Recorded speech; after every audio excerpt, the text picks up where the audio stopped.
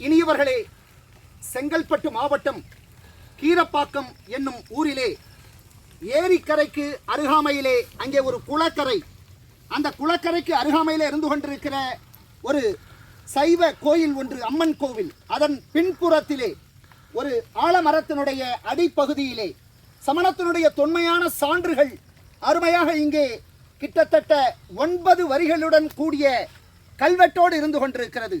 அந்த கல்வெட்டுகளுக்கு மேலே புடைப்பு சிற்பங்களாக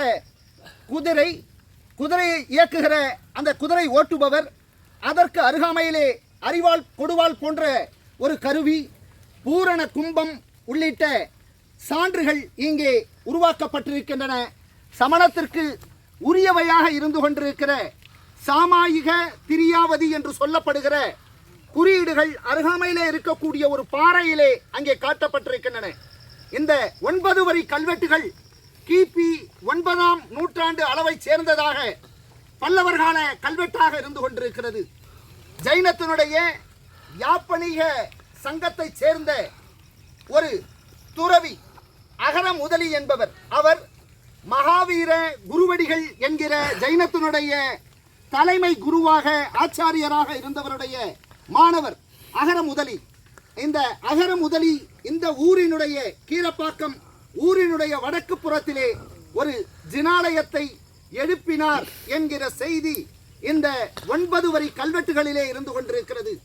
இன்றைய மாலை பொழுது வேகமாக மழை வந்து கொண்டிருக்கிற இந்த நிலையில் தூறலும் அவ்வப்பொழுது இருந்து கொண்டிருக்க தன்னுடைய வணிகத்தை எல்லாம் விட்டுவிட்டு கூடுவாஞ்சேரியிலிருந்து சகோதரர் சேகர் அவர்களும் அன்பிற்குரிய அகலூர் சுபாஷ் அவர்களும் இங்கே ஒன்றிணைந்து இந்த இடத்திற்கு வருகை தந்திருக்கிறோம்.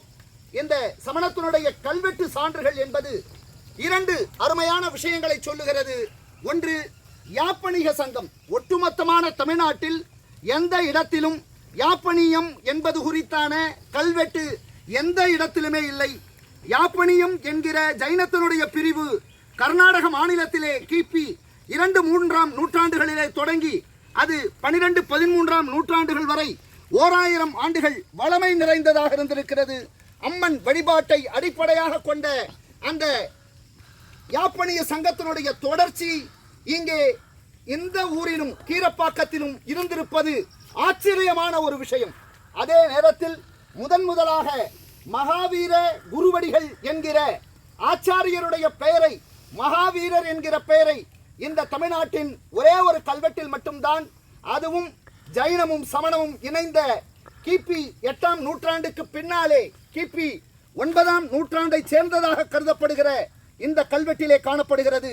வாய்ப்பும் நேரமும் கிடைக்கப் பெறுபவர்கள் சென்னை மாநகரத்தினுடைய மிக அருகாமையிலே கூடுவாஞ்சேரியிலிருந்தும் வரலாம்.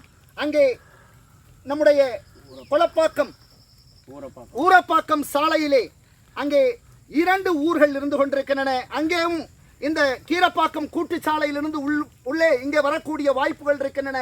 ரத்தின மங்கலம், திரிரத்தினம் என்கிற ஜைனத்தினுடைய பெயரை தாங்கி அங்கே ரத்தின மங்கலம் என்கிற ஒரு கிராமம், அதே மாதிரி அருமங்கலம், அருங்கால் என்கிற பெயரோடு கூடிய ஒரு கிராமம், அருகனுடைய காலாக அது இருந்து அருகன் கால் என்கிற பெயர் அருங்காலாகவும் மருவியிருக்கக்கூடிய வாய்ப்புகள் இருக்கின்றன. இந்த அருமையான தளத்தை சென்னை மாநகரத்திற்கு மிக அருகாமையில் இருந்து கொண்டிருக்கிற தொன்மை தமிழ் சமணத்தினுடைய தொன்மையை பறைசாற்றிக் கொண்டிருக்கிற யாப்பனியம் குறித்த கல்வெட்டை தாங்கி இருக்கிற மகாவீரர் என்கிற பெயரை கொண்டிருக்கிற இந்த கல்வெட்டையும் ஜைனத்தினுடைய பல குறியீடுகள் அருகாமை பாறையிலேயும் இருந்து கொண்டிருக்கின்றன. அவற்றையும் வாய்ப்புகள் கிடைக்கிற பொழுது நீங்களும் வாருங்கள், ஒருமுறை தரிசிக்க என உங்களை இருகரம் கூப்பி அன்போடு அழைக்கின்றோம். வணக்கத்துடன் சகோதரர் சேகர் மற்றும் சுபாஷுடன்.